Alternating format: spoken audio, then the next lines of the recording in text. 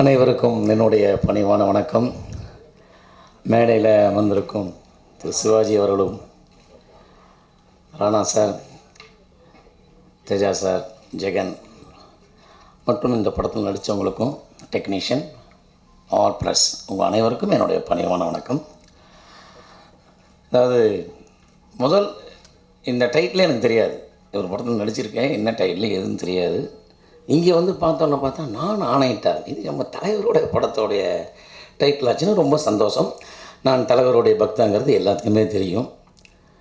பார்த்தா நிகில் சொன்னார், இது இன்னொரு ரகசியம் இருக்குது, உள்ள பச்சை கிளி முத்துச்சரம் பாட்டு இருக்குது அப்படின்னாரு.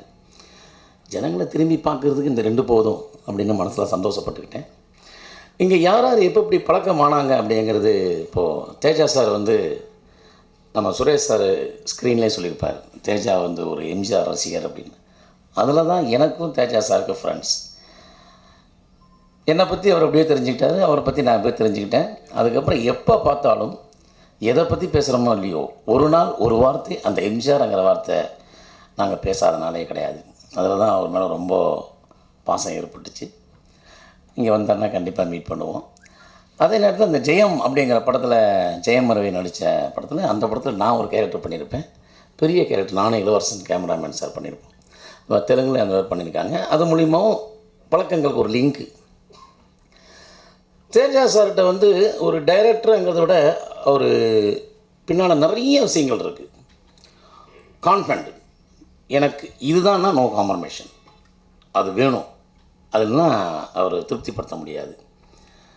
2வது, ஒரு கேமராமேனாக இருந்துட்டு என்னென்ன சாதனை பண்ணலாம், அதாவது இந்த பட்ஜெட்லேயும் எடுக்கலாம், இவ்வளோ பட்ஜெட்லேயும் எடுக்கலாம், அவ்வளோ பட்ஜெட்லேயும் எடுக்கலாம்னு பல விஷயங்களை கற்றுட்டு கிட்டத்தட்ட இந்தியில் 35 படம் பண்ணியிருக்காரு. ஒரு படம் 2 படம் கிடையாது. அதில் பல படங்களில் வந்து அவருடைய சொந்த அதாவது கருத்துக்களை உபயோகப்படுத்தி அந்த தர்மாக்கோள்லேயே வச்சு படத்துங்களையும் முடிச்சிருக்காரு. இது பட்ஜெட்டுக்காக இல்லை, என்னால் முடியும், நான் நினைத்தது சாதிப்பேனுங்கிற கான்ஃபிடென்ட் அதோட நிறையா இருக்குது. இதில் நான் அவரை விரும்புகிறேன். 2வது, அந்த உச்சரிப்பு.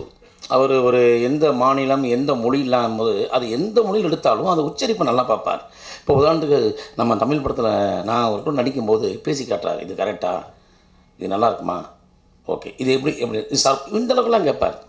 ஸோ ஒரு இயக்குனராக இருந்து, ஒரு கேமராமேனாக இருந்து, ஒரு ப்ரொடியூசராக இருந்து, எல்லாத்தையும் விட தான் கூட இருக்கிறவங்ககிட்ட கொஞ்சம் கருத்துக்களை கேட்டு தன்னுடைய திறமையை கொஞ்சம் பணித வைத்து அதை தெளிவுபடுத்தக்கூடிய ஒரு அற்புதமான இயக்குனர். அவருக்கு என்னுடைய மனமார்ந்த நன்றி. எனக்கு ராணா சார் யாருன்னே தெரியாது. ஃபஸ்ட்டு பாகுபலி அப்படிங்கிற படத்தில் 2 தலைகள் அப்படி வந்து நிற்கும். அதில் ஒரு தலை ஒன் சைடு, அந்த அப்படியே அந்த தாடி, அந்த கிரீடம், அந்த மாதிரி நான் சத்யராஜ் சார்ட்ட பார்த்துருக்கேன். ஏன்னா சத்யராஜ் சார் கூடவே இருப்பேன், ஏன்னா அவர் எம்ஜிஆருடைய பக்தர். அப்போ இவர் யாருன்னு தெரியாது. அதுக்கப்புறம் இந்த மாதிரி தேஜா சார் வந்து அவர் படத்தில் இந்த மாதிரி ஹைதராபாத்தில் போகிறோம் அப்படின்னு போயாச்சு. இவர் யார் என்ன பண்ணால் பாகுபலியில் ஆக்ட் பண்ண ஒரு 2வது ஹீரோ. அப்படியா, ஒரு படத்தில் ஆக்ட் பண்ணுறோமா அப்படின்னு ஒரு சந்தோஷம். கொஞ்ச நேரம் வந்து பார்த்தா சிவாஜி சார் சொன்ன மாதிரி சுரேஷ் சார் வந்தார். இவர் நம்ம எங்கேயோ பார்த்துருக்கோமே 30-35 வருஷத்துக்கு முன்னால், எல்லாம் மெட்ராஸ் தான் இருந்தாங்க. ஆனால் இப்போ யார் இந்த அப்புறம் தான் தெரியுது ராமாநாயுடோட சார். அட்டோ அப்படியா, ஏன்னா வெங்கடேஷ் சாருக்கு கிட்டத்தட்ட தெலுங்கு படத்துலையும் சரி எல்லா படத்துக்கும் நான் தான் ஃபைட் சவுண்டு. நான் சொல்கிறது 35 வருஷத்துக்கு முன்னால், 83, 82, 84 அப்போ வர்ற படங்கள்லாம் ஃபைட் சவுண்டு. இங்கே பிரபு சாருக்கு பிரபு ஃபைட் பண்ணும்போது பிரபு சார் வாய்ஸில் கொடுப்பேன், விஜயகாந்த் சாருக்கு விஜய் சார் வாய்ஸ், இப்படி எல்லாம் மாற்றி மாற்றி கொடுக்கும்போது வெங்கடேஷ் சார் கொடுத்துருந்தேன். அப்போது ராணா சாரை பார்க்கும்போது ஆஹா, அப்போ நம்ம வெங்கடேஷ் சார்ட்டையும் சுரேஷ் சார்ட்டையும் கொஞ்சம், ஆனால் அந்த பழக்கங்கள்லாம் இப்போ மறந்து போச்சு. அப்போ இவர் இல்லவே இல்லை. ஆனால் இப்போ சினிமா இண்டஸ்ட்ரியில் ஒரு பனைமரத்துக்கு உயரத்தில் அப்படி நின்று அப்படி அவர் அப்படி அனாந்து பார்க்குற அளவுக்கு இருக்கே அப்படின்னா அவருக்கு என்ன தோணுது அப்படின்னு அவரை சொல்ல தோணுதுன்னா, ஒரு சிறிய பாடல். அதாவது ஒரு பாடல் வந்து கவிஞர் கண்ணதாசன் எழுதின பாடல். அந்த பாடல் எல்லாத்துக்கும் ரொம்ப பிடிக்கும். ஆனால் அதில் உள் வரிகள் சில பேர்த்துக்கு புரியாது, பல பேர்த்துக்கு புரியும். எனக்கே கொஞ்சம் தான் புரிஞ்சுது. அதனால் இதை அங்கங்கே எடுத்து சொல்லணும் அப்படின்னு. எந்த ஊர் என்றவனே இருந்த ஊரை சொல்லவா, அந்த ஊர் நீயும் கூட அறிந்த ஊர் அல்லவா. அடுத்தது பாடுறாரு, உடலூரில் வாழ்ந்திருந்தேன், உறவூரில் கலந்திருந்தேன், கருவூரில் குடி புகுந்தேன், மண்ணூரில் விழுந்து விட்டேன், கண்ணூரில் தவழ்ந்து வந்தேன், கையூரில் வளர்ந்து வந்தேன், கானூரில் நடந்து வந்தேன், காலையூர் வந்து விட்டேன். எப்படி இன்றைக்கி மீசியும் தாடியுமா இருக்கார், நான் பார்க்கும்போது அவர் இல்லை. இந்த பாடல் கரெக்டாக பிறந்தது பாருங்கள்.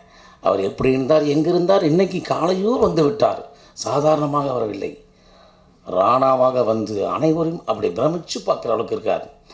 அவரோட அறிமுகம் எனக்கு கிடைத்தது, மிக்க நன்றி. ரொம்ப அற்புதமான விஷயங்கள் நிறையா சொல்லலாம். எனவே இந்த ப்ரெஸ் மீட்டில் எனக்கு அழைப்பு தந்தவங்கள் அனைவருக்கும் என்னுடைய பணிவான வணக்கம். இந்த படங்கள் மேலும் மேலும் ரிலீஸ் ஆகி நல்ல முறையாக ஓடணும்.